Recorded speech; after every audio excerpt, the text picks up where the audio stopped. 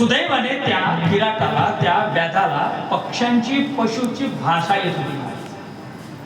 पशुची भाषा आहे. रात्रीच्या वेळेला एक हरिण त्या सरोवरामध्ये पाणी पिण्याकरता ज्या वेळेला आली त्यावेळेला पाणी पित असताना पाण्याचा आवाज झाला आणि पाण्याचा आवाज झाला त्या ठिकाणी, ज्या ठिकाणी ते पाण्याचा आवाज झाला त्या ठिकाणी या व्याधाने जाळ टाकलेलं होतं. जाळ टाकलेलं होतं. त्या जाळामध्ये ते हरिण अडकलं. ती गर्भीण होती महाराज. हरिणी गर्भीण होती. जाळामध्ये अडकल्यानंतर ती इकडे तिकडे गयावया करायला लागली, ओरडायला लागली. या व्याधाच्या लक्षात आलं कुठले तरी श्वापद आपल्या या जाळ्यामध्ये अडकलेला आहे म्हणून तो खाली उतरला. खाली उतरल्यानंतर त्या हरणाजवळ गेला आणि आता त्या हरणाला मारणार, त्याला सोडवणार. तेवढ्यामध्ये ते हरिण बोलायला लागले. हरिण बोलायला लागली. याला पशूंची भाषा येत होती म्हणून हा त्यांच्याशी तिच्याशी संवाद साधतो. ती हरिण म्हणते, दादा मी गर्भिणी आहे, माझ्या पोटामध्ये एक जीव आहे,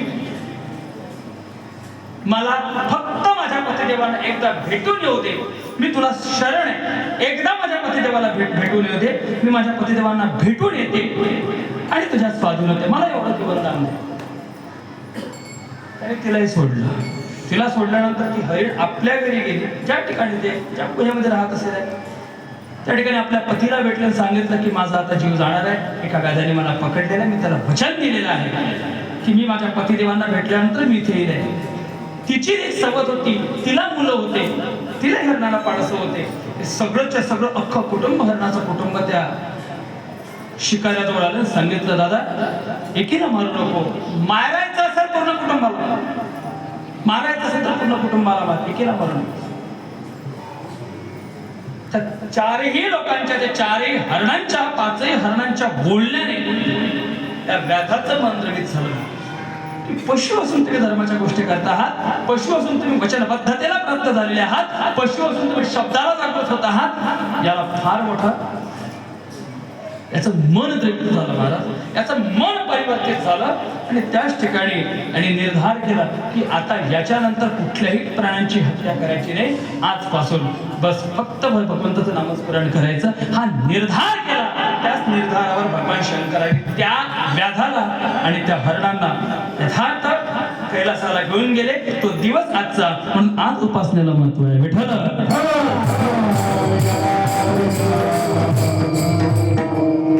दुसरी कथा असते सांगण्यात येते महाराज. एक श्लोक आहे भक्तिरसायन नावाच्या ग्रंथामध्ये, फार सुंदर एक श्लोक आहे. गादर चरणौ ध्रुवश्च मयो विद्या गजेंद्रस्य का काजाति रुद्रस्य यादवपत्य उग्रस्य किं पौरुषम उपजाया कमनीय रूपम निगम किं तस्दामोधनम भक्त्या तुष्यते केवलम न च गुणैर भक्ती प्रियो माधवा.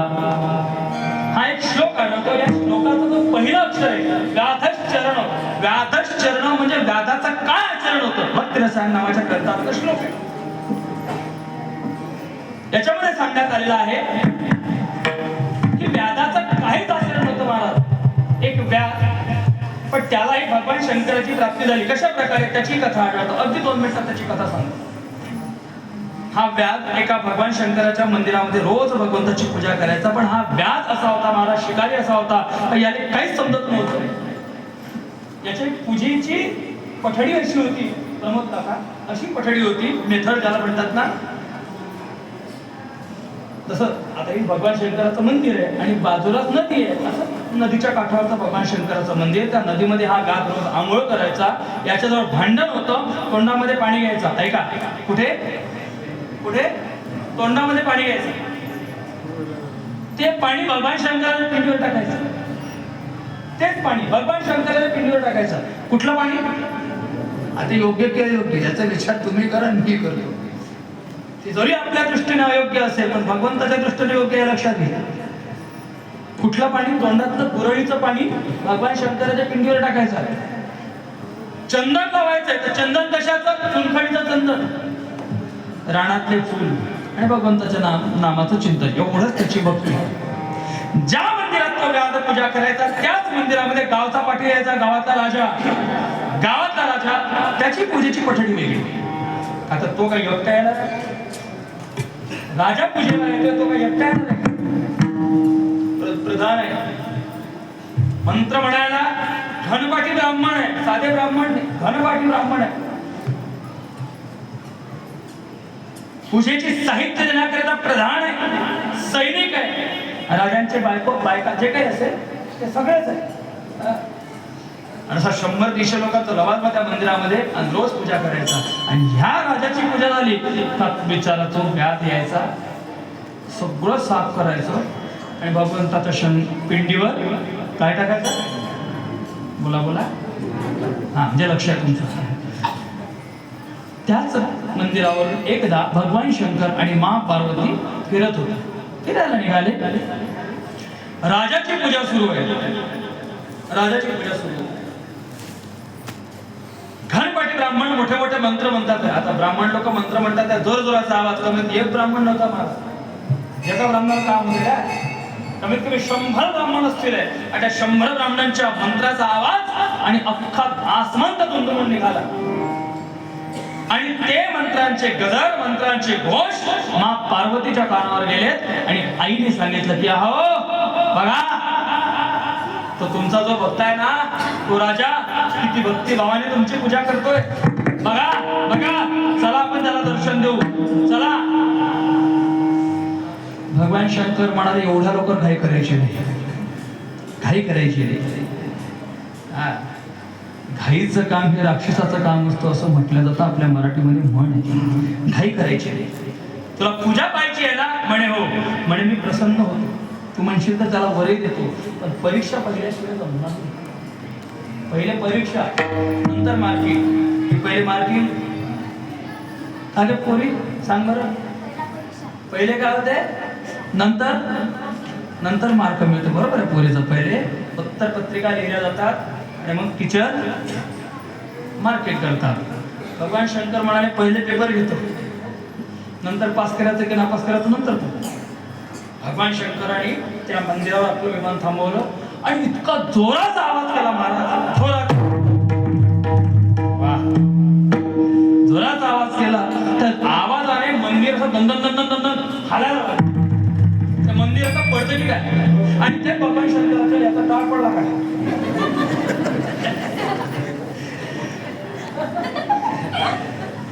हे मंदिर खांबायला लागलं. ते मंदिर धरधर कापायला लागलं. त्या मंदिराच्या गाभाऱ्यामध्ये भगवान शंकराच्या डोक्यावर एक शिळा होती, फार मोठी शिळा होती. ते शिळा म्हणजे मोठा दगड. आणि ते दगड हालायला लागलं. राजानं वर बघितलं आणि राजाच्या डोक्यात विचार आला. काय विचार आला? राजाच्या डोक्यात फार मोठा विचार आला, फार मोठा. ऐका, राजा विचार करायला लागला, हे दगड जर माझ्या डोक्यात पडलं तर माझी चटणी झाल्याशिवाय राहणार नाही. मग आता काय करायला पाहिजे? जहां नाही तो जहां नाही महाराज. राजाने विचार केला, सिर सलामत तो पगडी 50. साईड पळाला हो राजा. राजा पळाला. बाकीचे लोक काय भगवान शंकराची आराधना करायला थांबले होते, भगवान शंकराची रक्षा करायला थांबले होते. जसा राजा पळाला सगळ्यात पहिले धोत्र सावलात ब्राह्मण मिळाले. त्यानंतर प्रधान पळाले. प्रधान पळाल्यानंतर बाकीचे विचार केला, अरे नवरदेव नवरीच नाही, वराडाचं काय काम? राजाच नाही, पूजा करणारा यजमान नाही, आम्ही काय करावं? सगळे पळाले. 2 मिनिटांमध्ये अख्खं मंदिर शांत. खाली योग्य माणूस. भगवान शंकरांनी माँ पार्वतीकडे बघितलं. का ग, तू तर म्हणत होती लय मोठा भक्त आहे तुमचा, त्याला दर्शन द्या, त्याला आपण कैलासाला घेऊन जाऊ, त्याला मुक्त करू. आणि हा भक्त पार्वती माता काहीच बोलले नाही. एवढंच बोलले, सॉरी, काहीच बोलले नाही, माफ करा, काही हरकत नाही. भगवान शंकरांनी सांगितलं, तुला खरा भक्त पाहायचा आहे ना? म्हणे हो, मी सांगतो तुला खरा भक्त कसा आहे. 2 मिनिटात ठरल्याप्रमाणे व्याध झाला. त्यांनी आंघोळ केली. तोंडामध्ये काय घेतलं? गुरळी आहे तोंडामध्ये. हातामध्ये खडी चंदन आहे. दुसऱ्या हातामध्ये फुल आहे. भगवान शंकराच्या मंदिरामध्ये आला. ठरल्याप्रमाणे त्यांनी सगळं मंदिर पहिले स्वच्छ केलं. भगवान शंकराच्या पिंडीवर ते पाणी टाकलं, तोंडातलं पाणी टाकलं, त्याला त्रिपुंड लावलं, त्याच्यावर रान फुलं टाकले, हात जोडले आणि भगवंताचं नामस्मरण करतोय. ओम नमः शिवाय, ओम नमः शिवाय, ओम नमः शिवाय, ओम नमः शिवाय. ठरल्याप्रमाणे भगवान शंकर म्हणाले, बघ आता परीक्षा घेता यायची. आणि भगवंतानी जोरदार आवाज, म्हणजे ज्या वेळेला राजाच्या वेळेला जेवढा आवाज केला त्याच्या 100 पटीनं आवाज आता केला. आता आवाज केला आणि ते मंदिर पुन्हा थरथर कापायला लागलं, मंदिर हालायला लागलं. ठरलेली शिळाची भगवान शंकराच्या पिंडीवर होती, ती शिळा सुद्धा थरथर कापायला लागली. आता याच्या मनामध्ये पहा काय विचार, राजाच्या मनामध्ये विचार आला की हे दगड जर माझ्या डोक्यात पडलं तर माझी चटणी होईल. आता भक्ताच्या मनामध्ये पहा काय विचार आला, हे दगड जर माझ्या, आलं का लक्षात, हा दगड जर माझ्या भगवान शंकराच्या अंगावर पडलं तर माझा देव मरून जाईल, हा विचार आला. आणि याने स्वतःला समर्पित करून भगवान शंकराच्या पिंडीवर झोपून गेला. महाराज, देवा जावं अथवा राहू, माझा देह गेला तरी चालेल, मी मेलो तरी चालेल, पण माझ्या देवाला काहीच होता कामा नये. भगवान शंकराने महाभारतीला सांगितलं, सांग हा खरा भक्त, तो खरा भक्त. दर्शन याला द्यायला पाहिजे की दर्शन त्याला द्यायला पाहिजे, मुक्त याला करायला पाहिजे त्याला करायला पाहिजे, राजाला करायला पाहिजे. महाभारतीला सांगितलं की नाही, भक्त हाच खरा आहे तुमचा. तर स्वतःला समर्पित करून दिलं महाराज, देहात आदर्पच ठेवलं नाही, स्वतःला समर्पित तुम्हाला करून दिलंय. आणि देहाने समर्पित झाला, काय वाचा मनाने तो परिपूर्ण तुम्हाला समर्पित झाला. तुम्हाला याला काय करायचं ते करा. भगवान शंकराने त्याचा ज्या दिवशी उद्धार केला तो दिवस म्हणजे महाशिवरात्री. विठ्ठल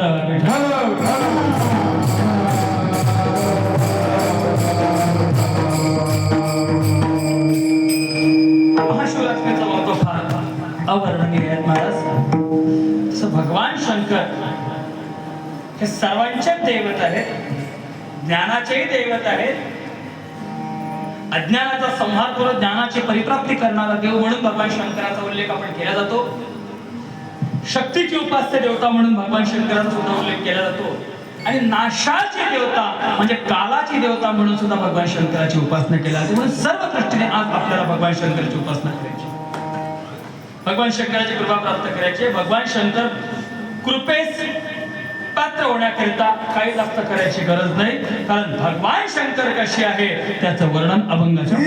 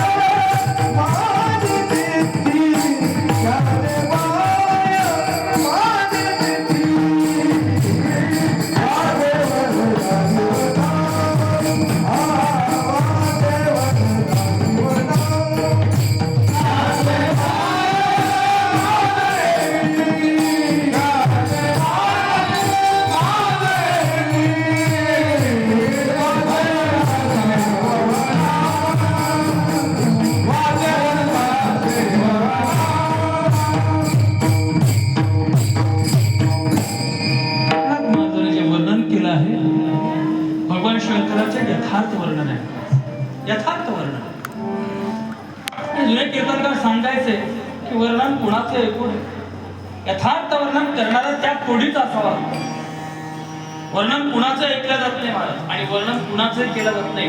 वर्णन विषय हा वर्णनातीत असेल आणि वर्ण विषय हा वर्णन करण्या योग्य असेल तर वर्णनाला महत्व प्राप्त होतं, हे लक्षात घ्या. जुने कीर्तनकार म्हणायचे, एखाद्या दारासिंगचं वर्णन, मोठ्या पैलवानाचं वर्णन खर्रा खाणाऱ्या काडीच्या पैलवानानं जर केलं जमेल का? बोला बोला बोला बोला. दारासिंगचं मोठा वर्णन, अरे धर्मेंद्र भाऊचं वर्णन करायचं, इतका सुंदर पकवाज होतात.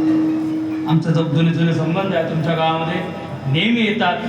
इतकं सुंदर मृदंग वादक आहे, यांचं जर वर्णन करायचं असेल तर भूषण महाराजांनी केलं तर जमेल. ते त्यात तोडीचे वादक आहे, पण पहिले धागिनत्ता तो शिकला नाही तर थापड टाकता येत नाही. काय वाजवता महाराज तुम्ही? मृदंग असा वाजवायचा असतो, मृदंग तसा वाजवायचा असतो. धर्मेंद्र भाऊ म्हणे मग वाजवलं धागिनत्ता, थाप टाक हात टाकता येत नाही महाराज. त्याला कितीही वर्णन केलं त्याला यथार्थ दाखवतो, नाही का? सासूबाई जावयाचं वर्णन करते, कितपत खरं असतं? बोला ना. सासूबाई जावयाचं वर्णन करते, कितपत खरं असतं? कितपत खरं असतं सांगा. काही नाही, काही नाही. आमचे गुरुवर सांगायचे 90% खोटं, 10% खरं, संपला विषय. 90% खोटं. एक सासूबाई आपल्या जावयाचं वर्णन करते, माझा जावई वा वा, तो जावई साधा नाही आहे, आमचा जावई साधा नाही. मग त्याच्यासमोर सगळे लोक खालीच म्हणतात, सगळे.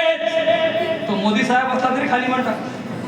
म्हणजे असं तुझा जावई आहे तरी बोल, काही नाही म्हणे, फक्त कटिंगचं दुकान आणि मालाचं काम करते, सलून मध्ये काम करते. दुसरी म्हणे अगं त्याच्यापेक्षा सांगू का, त्याच्यापेक्षा सांगू, माझा जावई त्याच्यापेक्षा मोठा आहे. त्याने जर हात दाखवला तर पंतप्रधानाची गाडी सुद्धा थांबते. हो, त्याच्या परवानगी शिवाय पंतप्रधानाची गाडी सुद्धा समोर जात नाही. म्हणून तुझा जावई करते का, काय नाही, रेल्वेचा फाटक लावते ना, बंद करते. काय करते, रेल्वेचा फाटक लावते आणि बंद करते. आता हे कितपत मोठं असतं. वर्णन करणार असते नाथ महाराज, शांती ब्रह्म एकनाथ महाराज. नाथ महाराजांचा अधिकार काही साधा नाही. नाथ महाराजांचा अधिकार इतका मोठा आहे, इतका मोठा आहे.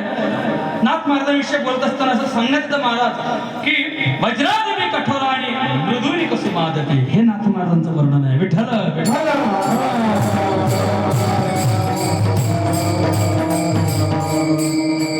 शांती ब्रह्म म्हणून त्याची जगविख्यात ख्याती झालेली आहे. असे नाथ महाराजांनी भगवान शंकराचं वर्णन करावं, ते यथार्थता प्राप्त होतं.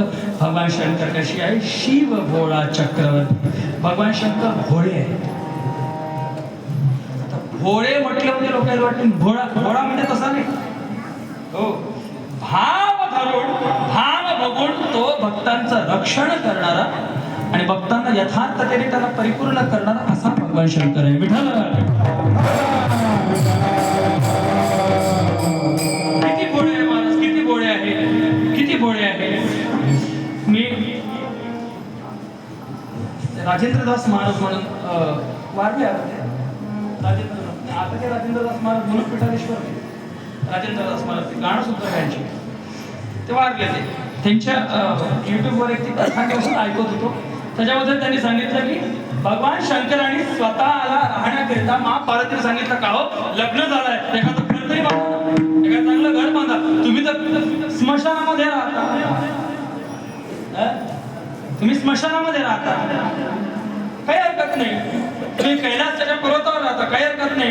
पण मी कुठे राहू, बरं मी तुमच्यासोबत राहायला तयार आहे, पण माझ्या मैत्रिणी आल्या म्हणजे त्यांना मी कुठे ठेवू, माझ्या घरचे लोक आले म्हणजे मी कुठे ठेवू, माझ्या मैत्रिणी आल्या, माझ्या घरचे कोणी आले तुम्ही त्यांना कुठे ठेवू, एखादं घर बांधा. भगवान शंकरांनी विश्वकर्माला पूर्ण सांगितलं, सुंदर असं घर बांध, सुंदर असं घर बांध. मला विचारलं नको, माझ्या बायकाला विचार कसं पाहिजे, चांगलं घर बांध. विश्वकर्माने सुंदर घर बांधलं महाराज, आणि ती म्हणजे सोन्याची लंका. सोन्याची लंका ही भगवान शंकराची. सुंदर घर बांधलं आणि बांधल्यानंतर आता वास्तू पूजन करायला पाहिजे. पण वास्तुपूजेकरिता ब्राह्मण कोणाला सांगायचं, वास्तुपूजेकरिता ब्राह्मण कोणाला सांगायचं. भगवान शंकर म्हणाले कोणाला कशाला सांगायचं, रावणाला फोन लावला आणि रावण महाराजांना बोलवलं. रावण महाराजांनी पूजा केली, पूजा केली, सगळं झालं, सगळं झालं. आता दक्षिणा द्यायची वेळ, दक्षिणा द्यायची वेळ. दक्षिणा कशी द्यायची, दक्षिणा कुठून द्यायची. म्हणून भगवान शंकरांनी सर विचारलं, महाराज सगळी पूजा संपन्न झाली, पण दक्षिणा काय हो तुम्हाला सांगा बा, दक्षिणा काय देऊ, दक्षिणा काय देऊ विचारल्यानंतर आता याने विचार करून मागायला पाहिजे होतं. रावणाला विचारलं, म्हणे महाराज खरंच द्याल का, हो म्हणे मागतं खरंच द्याल का, म्हणे हो. एक काम करा ना, काय एवढं सुंदर घर बांधलं, म्हणे हो देऊन द्या, दानामध्ये देऊन द्या. देऊन द्या म्हटल्यानंतर भगवान शंकरांनी रावणाला घेतलं, कचेरीत गेले, कचेरीत गेले, स्टॅम्प पेपरवर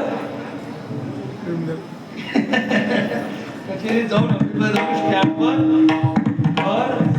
दिलं नावावर, तिथं काढता पाय घेतला. म्हणून शिव भोळा चक्रवर्ती.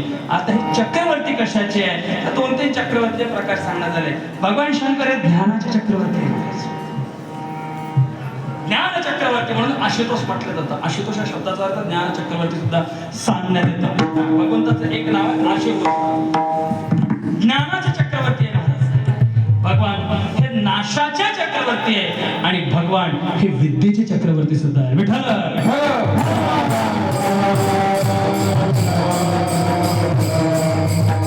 आणि आजच्या दिवशी भगवान शंकराच्या नावाचा जर जप केला, ओम नमः शिवाय, ओम नमः शिवाय, भगवान शंकराच्या नावाचा जप केला तर त्याचा फायदा काय? अभंगाचं दुसरं चरण. वाचे वदता शिवना,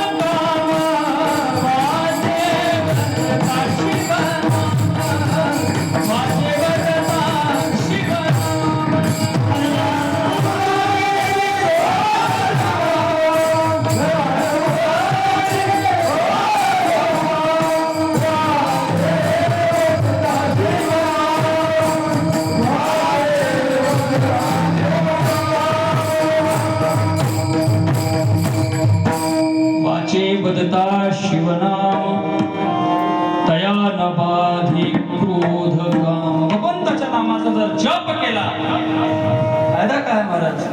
अख्ख्या जगाला ज्याची भीती आहे त्या भीतीपासून भगवान शंकराचं नाम आपल्याला बाजूला करतं. तया न बाधी क्रोध काम. हे साधे नाही. भगवान शंकराच्या नावामुळे हे क्रोध काम हे आपल्यापासून दूर पडतं महाराज. ज्या ज्या या क्रोध आणि कामाने इतकं नाचवलं या जगाला. हो, क्रोध काही साधा नाहीये. गीतेमध्ये भगवंताने सरळ सांगितलंय, क्रोधात भवति सम्मोहः, सम्मोहात् स्मृतिविभ्रमः, स्मृतिभ्रंशात् बुद्धिनाशो, बुद्धिनाशात् प्रणश्यते. क्रोधाने काय काय नाही केलं. कितीतरी घर उजाडले, किती घर बर्बाद केले, किती लोकांचं कुटुंब उद्ध्वस्त केलं. कशाने? या एका क्रोधाने. हो, साधा नाहीये. क्रोध साधा नाही असं सांगण्यात येतं. पहा की 2 माणसं, एक फौजदार होता आणि एक भालदार. दोघे आपल्या घरामध्ये राहत होते. दोघे आमरासमोर राहत होते. दोघे, एक भालदार आणि दुसरा चोपदार म्हणा किंवा 2 शिपाई. आणि त्यांच्या मिशा अशा टक्कड मिशावर, चांगल्या मोठ्या मिशा होत्या. दोघांचे भांडण. दोघे एकमेकांसोबत बोलत नव्हते. किती वर्षाचं भांडण होतं. खूप वर्षाचं भांडण होतं. दोघे एकमेकांसोबत बोलत नाही. एक दाता प्रसंग असा आला, दोघे जण चूड भरण्याकरिता, तोंड धुण्याकरिता घराच्या बाहेर आले आणि दोघांनी एकमेकाकडे बघितलं. आणि भालदारनं काय केलं? चोपदाराकडे कोण फक्त मिशीला ताव दिला. मिशीला काय दिला? ताव. कोणी? भालदाराने चोपदाराकडे पाहून मिशीला ताव दिला. हे चोपदाराला काही सहन झालं नाही. पण मला पाहून मिशीला ताव दिला, हे गेलं ना घरामध्ये. आणि त्यांनी आपली तलवार काढली बाहेर. आणि आता बस त्या भालदाराची बाहेर येत होता. रस्त्यामध्ये बायको आली, सकाळचा चहा घेऊन. अहो, सकाळचा चहा आहे, घ्या तुम्ही. विचारले काय तिचा गुन्हा होता? ती चहा घेऊन आली. यानं विचार केला, हा क्रोध कसा कसा विचार करायला भाग पडतो. याने विचार केला, मी त्या चोपदाराकडे जातोय, कदाचित त्यानेही तलवार आणली, आमच्या दोघांचं भांडण होईल, आमच्या दोघांचं युद्ध होईल. त्यामध्ये कदाचित मी मेलो तर समोरचा मेला तर चांगली गोष्ट आहे, पण मीच मेलो तर माझी इतकी छान बायको विधवा होईल आणि हिला वैधव्य प्राप्त करू द्यायचं नाही. पण सर्वात पहिले काय केलं तर बायकोला संपवलं. तिला पहिले संपवलं आणि त्या रक्तरंजित तलवार घेऊन बाहेर आला आणि त्याला आवाज द्यायला लागला, ओ चोरदार, निघा बाहेर, निघा बाहेर, निघा. मला कोण मिशीला ताव देत आहोत, मला कोण मिशीला ताव देत, निघा बाहेर. चोरदार बाहेर आलो. तो म्हणाला, काय झालं रे? तू म्हणे मला पाहून तू सकाळच्या वेळेला आत्ताच्या वेळेला मला कोण मिशीला ताव दिला? तुला कोण मिशीला ताव दिला नाही, सहज मिशी आपली असं फिरत होतो.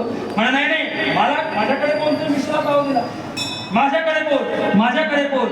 चोपदार म्हणे, तुला जर वाटत असेल तुझ्याकडे कोण मिशीला ताव दिला, म्हणे हो, काय हरकत नाही, तुझ्याकडे बोलत मी माझी मिशी खाली घेतो. आला का तुमच्या लक्षात? तुझ्याकडे पाहूनच ज्या मिशीला मी ताव दिला तीच मिशी मी आता काय घेतो, खाली घेतो. संपलं? कळलं का? नाही कळलं? कळलं? भांडणाचं मुळच संपलं महाराज. पण त्या भांडणाच्या मुळामध्ये बायकोचा जीव गेला. म्हणून क्रोधात भवती संवाद. एकदा माणसाला क्रोध झाला, एवढे मोठे मोठे जे विध्वंस कशा घटना होतात ते कशामुळे होतात? एका क्रोधामुळे महाराज. कारण एक लक्षात घ्या, एकदा का माणसाला क्रोध निर्माण झाला ना, माणसाची बुद्धी काम करणं बंद करते. विठ्ठल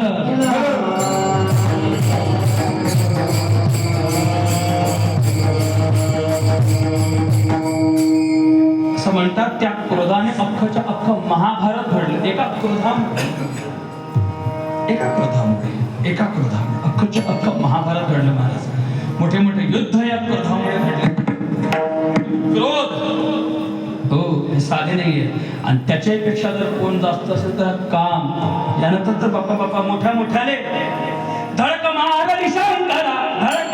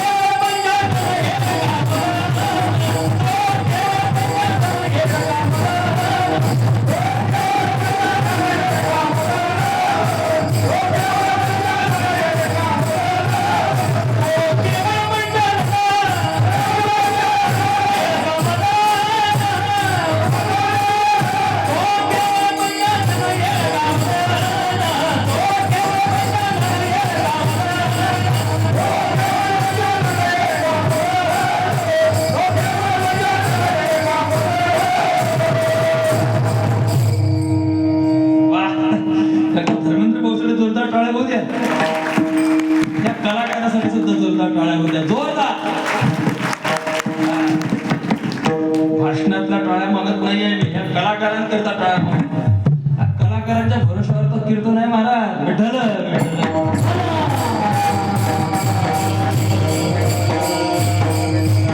आणि साधे कलाकार नाही, जातीवंत कलाकार हे लक्ष घ्या. जातीवंत कलाकार, हे काही साधा कलाकार नाही म्हटलं तरी लाखाचा उपयोग आहे. भेटत असेल तर चांगली गोष्ट आहे, नाही भेटलं तर मग तुमचं दुर्दैव. लाखाचा म्हणजे मी पैशात मिळत नाही, पैशात नाहीये. 1 लाखाचे कलाकार एकीकडे, म्हणजे 1 लाख कलाकार एकीकडे, आमचे एकच कलाकार एकीकडे, 1 लाखाचे कलाकार अशी. विठ्ठल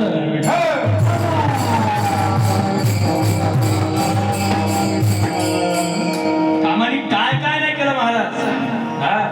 भागवतामध्ये इतकं सुंदर गोष्ट आहे. नारदो नायके माझी गोष्टी, दिसी जन्मले पुत्रासाठी. खूप वर्णन केलंय, कामाचं इतकं वर्णन आहे. हा काम भगवान शंकरालाही प्राप्त झालं, ब्रह्मदेवालाही. नारद की तो भई नारदी, महिमा गाजी.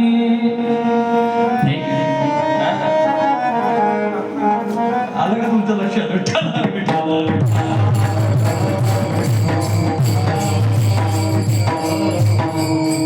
मज कामाचे निघाई, ब्रह्मा कन्येचे धरू जाय, पराशर केली दुर्गंध असं म्हणतात पहा. एकदा नारद महर्षी असंच रस्त्याने चालले होते. रस्त्याने चालले असताना तलावाच्या शेजारून निघाले आणि तलावाच्या मध्ये एका मासोळीचं युग त्यांनी बघितलं. मैथुनी क्रिया त्यांनी बघितली आणि नारदाला काम जागृत झाला. आता काम जागृत झाला तर लग्न करायचं लग्नाची इच्छा मनामध्ये निर्माण झाली. मग आता लग्न करायचं, लग्न करण्याकरता जाऊ कुणाकडे, कारण लग्न करतो म्हटलं आजच्या काळामध्ये पोरगा काय करतो सगळं पाहतात. मला साधं नाही आहे. बँक बॅलन्स, टू व्हीलर आहे का फोर व्हीलर आहे, स्वतःचं घर आहे का, फ्लॅट आहे का, कोणती नोकरी आहे, प्रायव्हेट आहे तर पॅकेज किती, पगार नाही विचारत, पॅकेज कितीचा आहे, 5 लाखाचा आहे, 10 लाखाचा आहे, 1 लाखाचा आहे, पॅकेज विचारतात.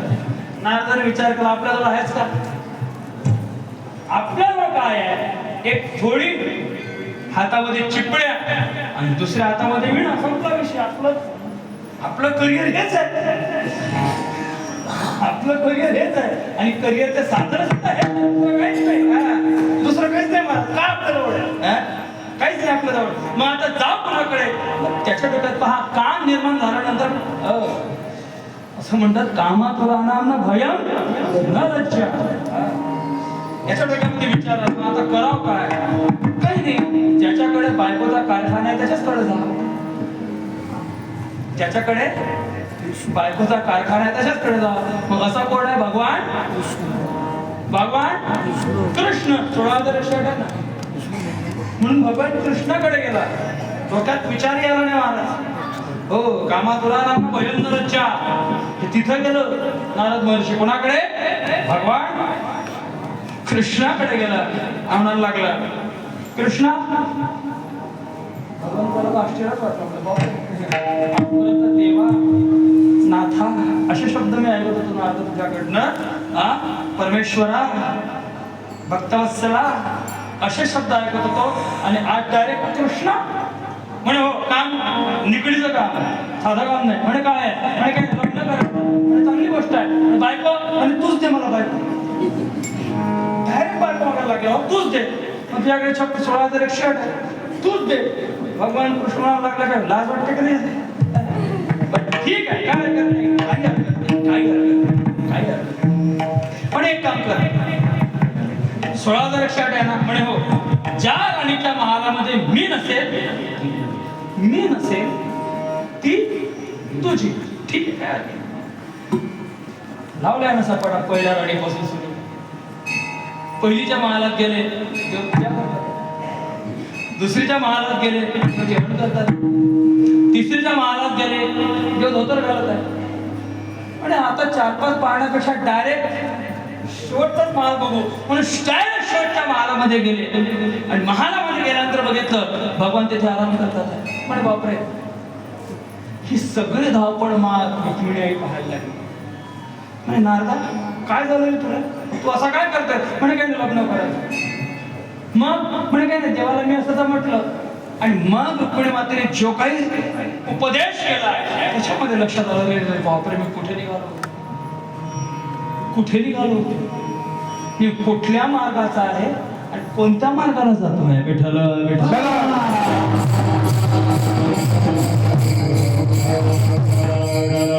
महाराज एक सांगू का, ज्ञानेश्वर महाराजांनी या काम, क्रोध, लोभ, मद, मत्सर यांना भजन मार्गाचे मार्ग म्हटले. ज्ञाननिधीचे भुजंग, विषयधरीचे वाघ आणि भजन मार्गीचे मांग साधन नाहीये. ही जी माया आहे ना, ही जी माया आहे भगवंताची माया, काम, क्रोध, लोभ, मद, मत्सर ही मायाची आहे. माया मोठ्याला चालून जाता आलं नाही. मोठ्याला या मायेच्या अनुषंगाने मायेमधून पार जाऊ शकले नाही महाराज. या मायेच्या अधीनच राहून बरेच भक्त, बरेच साधू आणि बरेच परमार्थ पथिक बुडाले या मायेच्या आधी राहून. विठ्ठल विठ्ठल.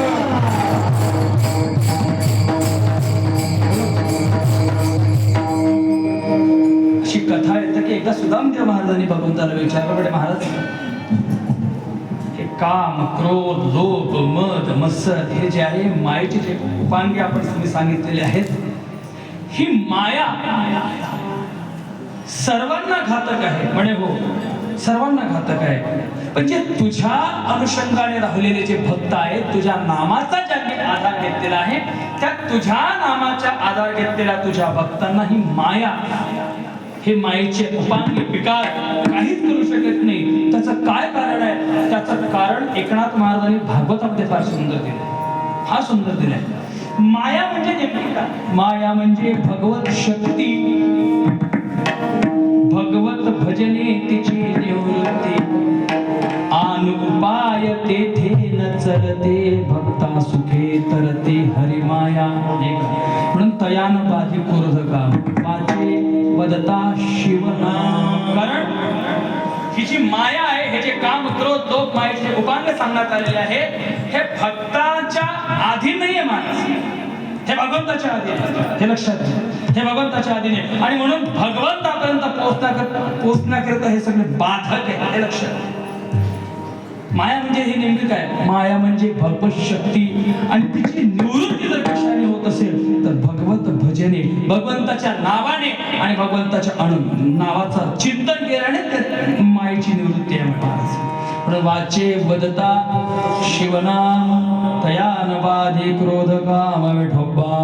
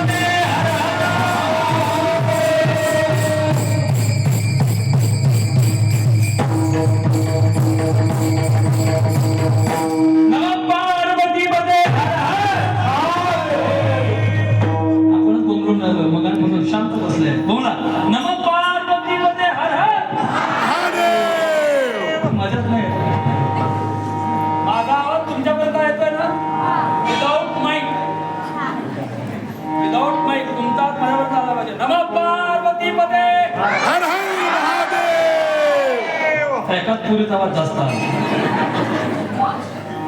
पूर्ण महादेवी कृपा तुझ्यावर आहे बेटा, टेन्शन नको. हा एकदा आता आपण हा नमः पार्वती पते हर हर थांब ना बाई तू आता नंबर लावला थांब. नमः पार्वती पते हर हर हे गर्जना आहे. आता तुमचा काय कमी नका लागू भजनात तो असे जोरदार ओरडते तसंच ओरडा. नमः पार्वती पते हर हर तू काय ओरडून जायचं मग बोलायला. नमः पार्वती पते हर हर एक साथ सगळे नमः पार्वती पते हर हर हर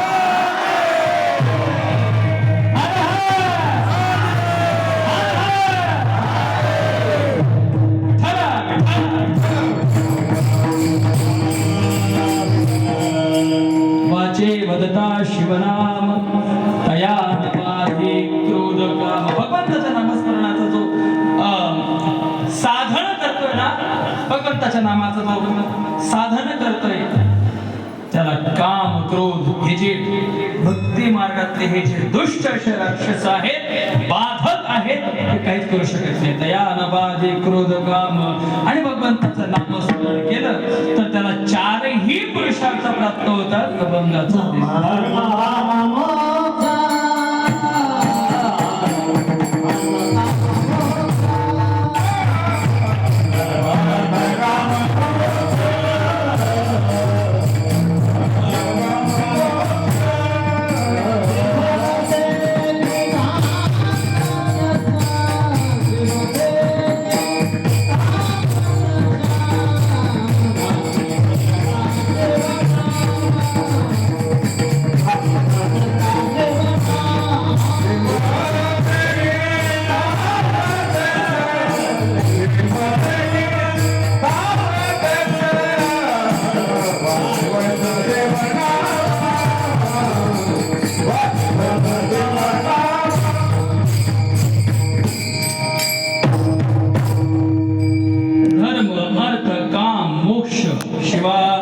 शिव दोन्ही पाठ आहेत. देखता प्रत्यक्ष चार पुरुषार्थ आहेत माणसाचे. सर्वांनी कमवायला पाहिजे, सर्वांनी आत्मसात करायला पाहिजे. खरा पुरुषार्थ हाच आहे.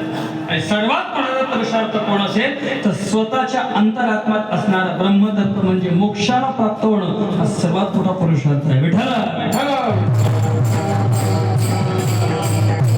पण तो एकदम मिळत नाही. 3 उपांगाने त्याच्यापर्यंत जावं लागतं. 3 साधन करून आणि 3 पठडीने त्या मोक्षापर्यंत जावं लागतं. धर्म पहिला पुरुषार्थ. आता धर्म म्हणजे इथे काय? हिंदू धर्म, शीख धर्म, कुठल्या धर्माचं एकनाथ महाराजांनी उहापोह केलेला आहे किंवा कुठल्या धर्माचा नाथांनी उत्कर्ष केलेला आहे, कुठल्याही धर्माचा साधू संतांनी उत्कर्ष केलेला नाही आणि कुठल्याही धर्माचा अपकर्ष कुठल्याही साधू संतांनी केलेला नाही. मग धर्म म्हणजे काय? सरळ सरळ धर्म या शब्दाचा अर्थ आहे धारती ते धर्म. धारती ते धर्म जो धारण केला जातो त्याला धर्म म्हटलं जातं महाराज. आणि धर्म धर्म धर्म म्हणजे काय? सरळ सांगतो अगदी सोप्या भाषेमध्ये, स्वकर्तृत्व नामे धर्म. जे आपल्या वाट्याला आलेलं कर्तव्य आहे ते योग्यपणे पार पाडणं त्याला धर्म म्हणतात. आणि माऊली तर सरळ म्हणतात मला, त्या स्वधर्म जरी लोपला मग सर्व सुखाचा धारा मोडला, जैसा दीपासवे संपला प्रकाश जायचा. ज्या वेळेला स्वतःचा स्वधर्म मोडतो ना महाराज, स्वतःचं स्वकर्तृत्व ज्याला लक्षात येत नाही ना, स्वतःचं कर्तव्य प्रत्येकाच्या लक्षात आलं पाहिजे. स्वकर्तृत्व आणि कर्तृत्व आपलं काय आहे हे ज्याचं लक्षात आलंय, हे ज्याला कळलेलं आहे, मला तरी वाटतं मनुष्य जन्माचं सार्थक त्याचं झालेलं आहे. विठ्ठल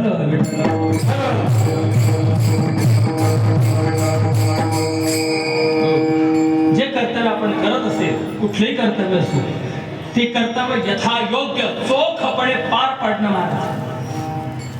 आणि संतांच्या भाषेत जर सांगतो म्हटलं किंवा साधू संतांच्या प्रमाणाला जर सांगतो म्हटलं तर या देहाचं किती कर्तव्यता काय आहे? आयुष्याच्या या साधने सच्चिदानंद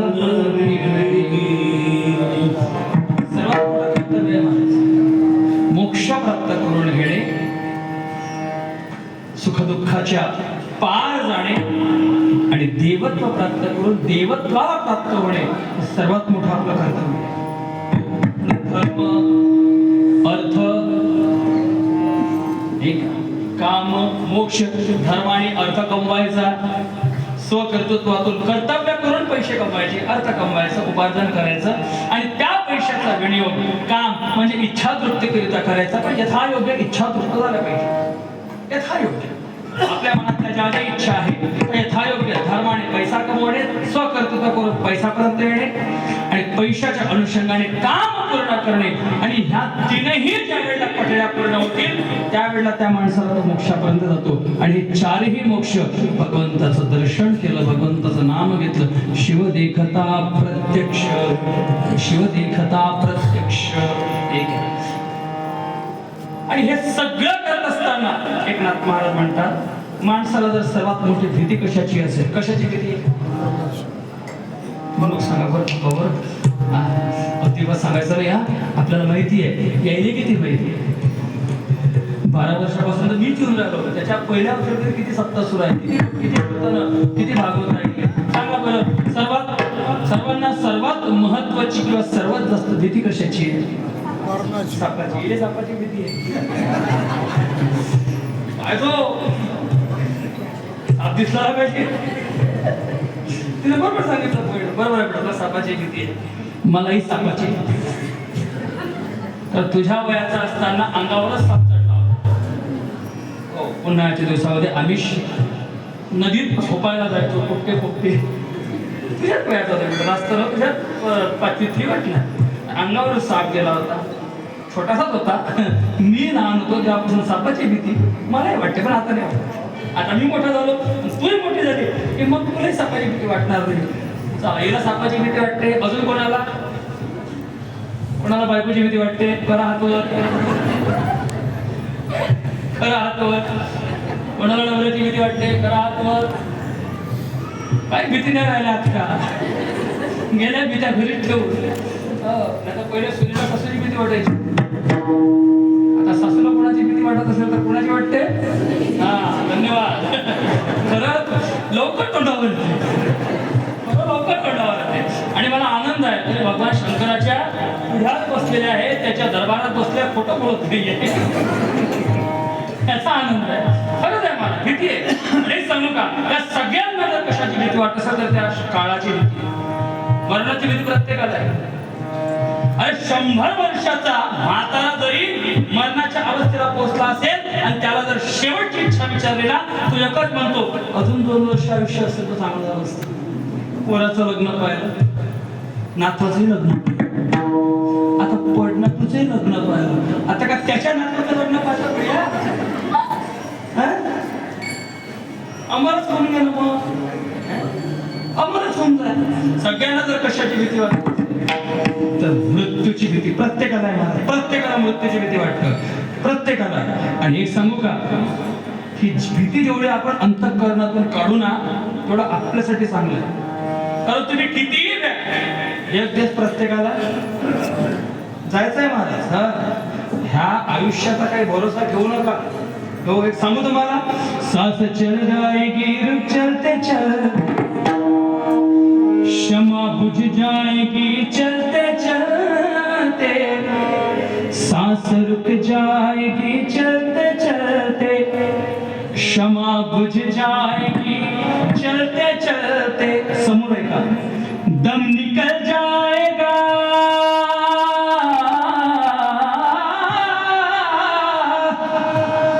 ये दम निकल जाएगा रोशनी का, क्या भरोसा है इस जिंदगी का.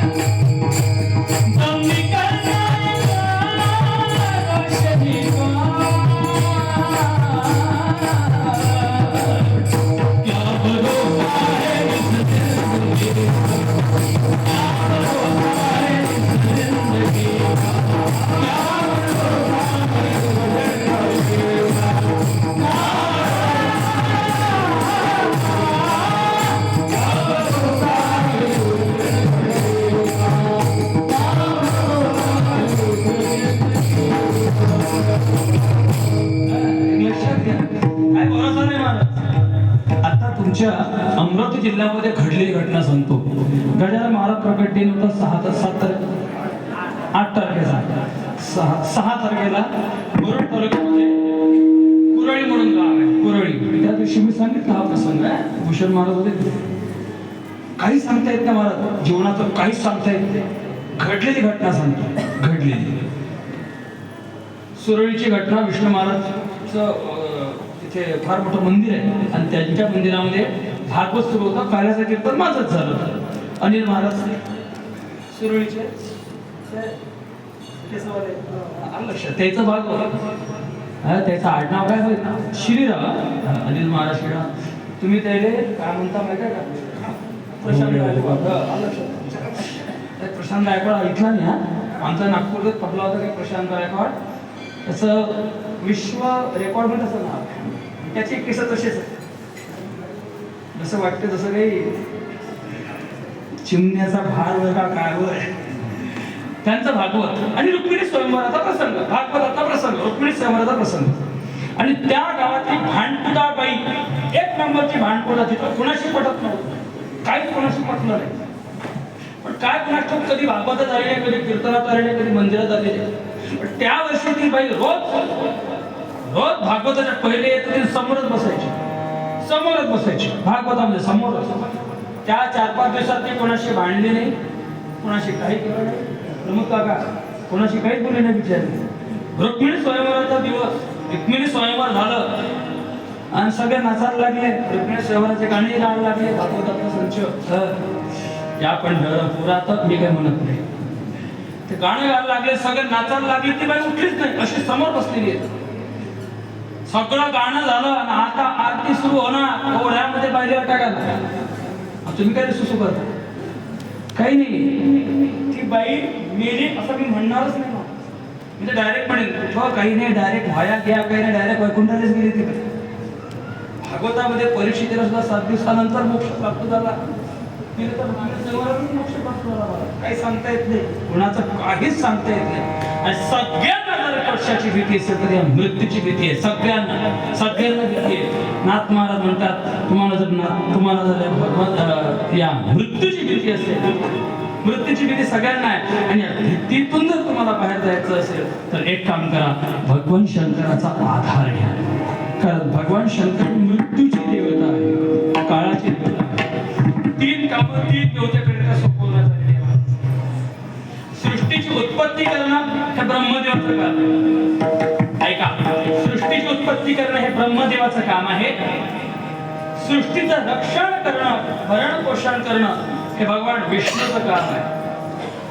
आणि ज्या वेळेला पृथ्वीचा नाश करण्याचा वेळ येतो, पृथ्वीच्या कुठल्याही अंशाचा नाश करण्याची जर काय जबाबदारी कोणाकडे असेल तर ही फक्त भगवान शंकराकडे आहे. आणि नाशाची देवता, काळाची देवता भगवान शंकर आहे.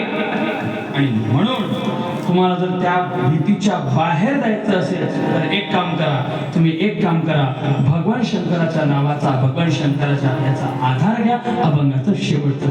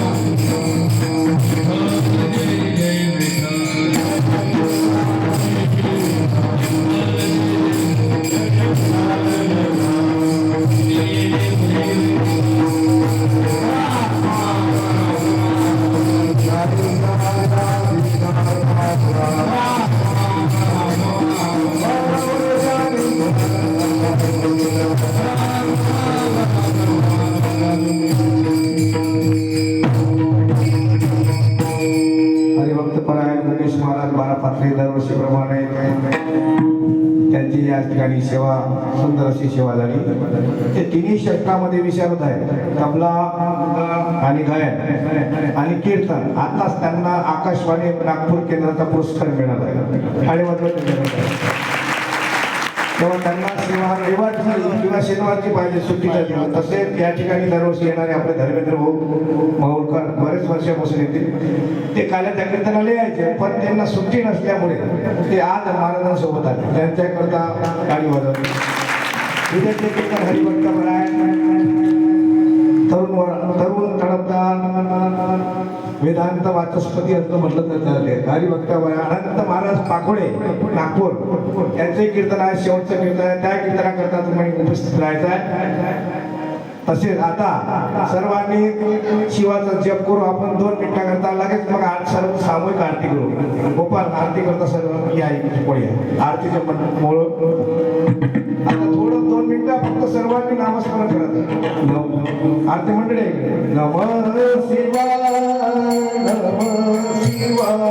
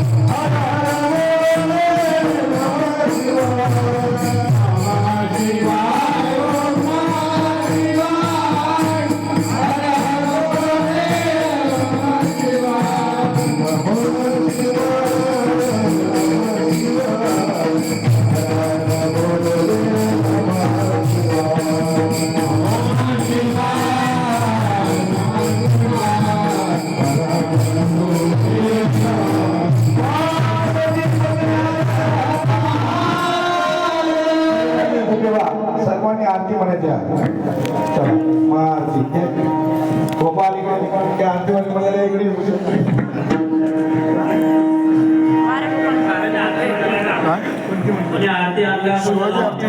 ओम शनी शिवम गरम करा. ओम जय शिव